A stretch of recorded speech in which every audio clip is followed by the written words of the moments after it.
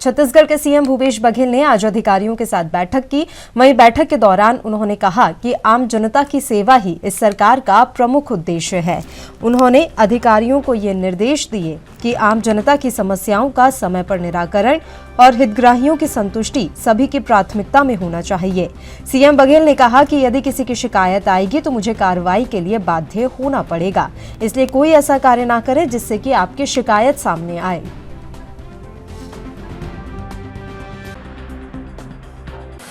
एक तिहाई से अधिक विधानसभा हमने पूरा किया है। सभी जगह सभी विधानसभा में जाके रात्रि विश्राम करना, वहाँ के सामाजिक संगठन से भेंट मुलाकात करना, विकास कार्य और सबसे बड़ी बात है आम जनता से मिलकर जो जन कल्याणकारी योजनाएं हैं, चाहे किसानों के लिए है, मजदूरों के लिए है, आदिवासियों के लिए है, बच्चों के लिए है, महिलाओं के लिए है, सामाजिक संगठनों के लिए, जितने भी हम लोगों ने कार्यक्रम की जो संचालित कर रहे हैं उसका लाभ मिल रहा है नहीं मिल रहा है हमने देखा। और जाति प्रमाण पत्र बन रहा है नहीं बन रहा है, आंगनबाड़ी संचालित हो रहा है नहीं, स्कूल, कॉलेज, हॉस्पिटल, इस सबका निरीक्षण भी इस दौरान हम लोगों ने किया। इस प्रकार से जितने भी, चाहे राजीव गांधी किसान न्याय योजना हो, भूमि श्रमिक न्याय योजना हो, चाहे हाथ बिजली बिल योजना हो, हाथ बिजली क्लिनिक योजना हो, गोधन न्याय योजना हो, स्वामी आत्मानंद योजना हो, और इसका सबका बहुत अच्छा फीडबैक मिला। साथ ही जो सार्वभौम सीडीएस सिस्टम है वो भी हम लोगों ने लागू किया है, सभी को राशन मिला। इस प्रकार से जानकारी भी लेते रहे। अभी खर्चिया और साल के बीच में मान नदी में जो पुल है उसका भी निर्माण की स्वीकृति मैंने दी है। तो छत्तीसगढ़ के सीएम भूपेश बघेल ने अधिकारियों के साथ एक महत्वपूर्ण बैठक की। बैठक के दौरान उन्होंने कहा कि आम जनता की सेवा ही सरकार का प्रमुख उद्देश्य है। उन्होंने अधिकारियों को निर्देश देते हुए कहा कि आम जनता की समस्याओं का समय पर निराकरण और हितग्राहियों की संतुष्टि सभी की प्राथमिकता में होना चाहिए। वहीं सीएम बघेल ने कहा कि यदि किसी की शिकायत आएगी तो मुझे कार्रवाई के लिए बाध्य होना पड़ेगा, इसलिए कोई ऐसा कार्य न करें जिससे कि आपकी शिकायत हो। छत्तीसगढ़ के मुख्यमंत्री भूपेश बघेल ने आज अधिकारियों के साथ बैठक की। वहीं बैठक के दौरान उन्होंने कहा कि आम जनता की सेवा ही सरकार का प्रमुख उद्देश्य है। उन्होंने अधिकारियों को निर्देश देते हुए कहा कि आम जनता की समस्याओं का समय पर निराकरण और हितग्राहियों की संतुष्टि सभी की प्राथमिकता में होनी चाहिए। वहीं सीएम बघेल ने कहा कि यदि किसी की शिकायत आएगी तो मुझे कार्रवाई के लिए बाध्य होना पड़ेगा, इसलिए कोई ऐसा कार्य न करे जिससे कि आपकी शिकायत हो।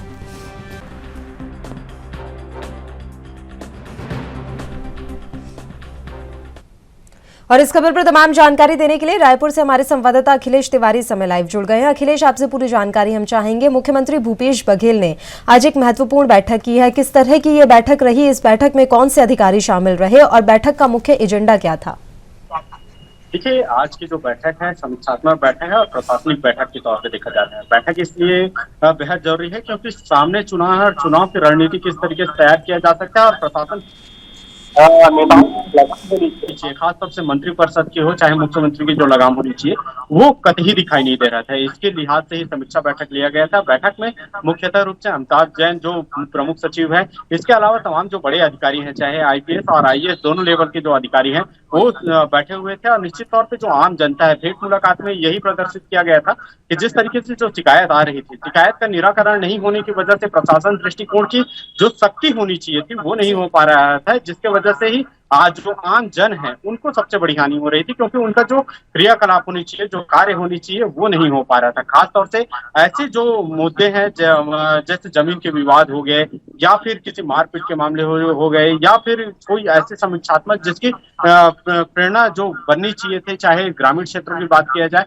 चाहे शहरी क्षेत्र की बात किया जाए, उसमें प्रशासन की जो लगाम होनी चाहिए थी वो नहीं हो पा रहा था। और जो कर्मचारी थे वो उदंडता पे आ गए थे, जिसको लेकर के मुख्यमंत्री भूपेश बघेल काफी सख्त बर्ताव किए और आज की जो समीक्षात्मक बैठक है सब सख्त निर्देश भी जारी कर दिया गया है। अगर किसी भी अधिकारी द्वारा किसी भी तरह के आम जन को प्रताड़ित किया जाता है या परेशान होती है तो इस कदर में किसी भी को बख्शा नहीं जाएगा। अधिकारी से लेकर के कर्मचारियों के ऊपर सख्त कार्रवाई करते हुए उनको तत्काल सस्पेंड करने के निर्देश दिए गए हैं। जी अखिलेश, आपसे ये भी हम जानकारी चाहेंगे कि लगातार भूपेश बघेल के द्वारा भेंट मुलाकात कार्यक्रम किए जा रहे हैं, उनमें वे शिरकत कर रहे हैं।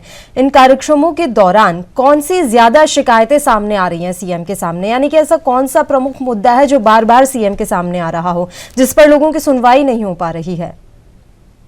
देखिए, सबसे खास बात यह है कि जो जल संसाधन विभाग के जो कार्य हुए रहते हैं उसके कार्य को लेकर के सबसे ज्यादा मामले सामने आए हैं। इसके अलावा जो राजस्व से जुड़े हुए जो मामले हैं, पटवारी के मामले हो गए, राजस्व से जो आय के संसाधन होने चाहिए या किसी के भूमि, खास तौर से आदिवासी क्षेत्र छत्तीसगढ़ को कहा जाता है, आदिवासियों की जो भूमि होनी चाहिए उसको भूमाफिया लगातार उसके ऊपर अपने कब्जे में लेते जा रहे हैं। इसी तरह की जो कार्रवाई है, पुलिस को लगातार एफआईआर करने के निर्देश भी जारी किए गए थे लेकिन अब तक के नहीं हो पाए हैं, जिसकी वजह से भूमाफियाओं के जो हौसले हैं वो बुलंद होते जा रहे हैं।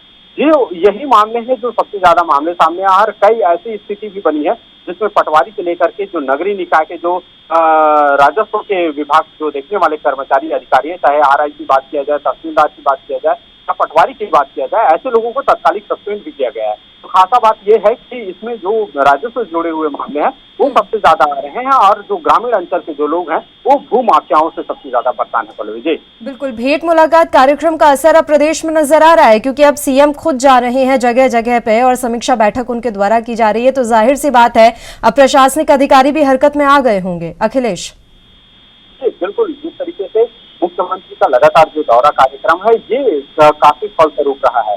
कारण यही माना जा रहा है कि जिस तरीके से जो पटवारी हो गए, तहसीलदार हो गए, तमाम ऐसे जो उच्चाधिकारी हैं जिनको सख्त निर्देश भी जारी किए गए थे लेकिन वो अब तक के संभल नहीं पा रहे थे, लेकिन ऐसी स्थिति में जैसे मुख्यमंत्री अपने केबिन के बाहर निकल करके आम जन से जैसी मुलाकात कर रहे हैं उसमें एकाएक भय की स्थिति भी उत्पन्न हो रही है और लगातार इस तरीके से जो कार्रवाई है वो जारी है। तो कई ऐसे जो आमजन है जिनके जो कार्य है वो आसानी से हो जा रहे हैं और उनकी जो भूमि की बात किया जाए तो लगातार दिलवाए भी जा रहे हैं, चाहे राजस्व मंत्री की बात की जाए वो लगातार दौरा कर रहे हैं। इससे साथ नजर आ रहा है कि जो आने वाले चुनावी कल है उसमें किस तरीके से बर्ताव किया जा सकता है और किस तरीके से आम जनों को बांधा जा सकता है, ये पूरी रणनीति भी समझ में आ रही है। पल्लवी जी, बिल्कुल, आखिरी सवाल है अखिलेश की जो योजनाएं सरकार के द्वारा लाई जा रही हैं क्या वाकई में वो लोगों तक पहुंच रही हैं? अगर हम पंक्ति में खड़े अंतिम व्यक्ति की बात करें तो सरकारी योजनाओं का लाभ उन तक पहुंच पा रहा है या कागजों में सिमट कर रह जा रहा है?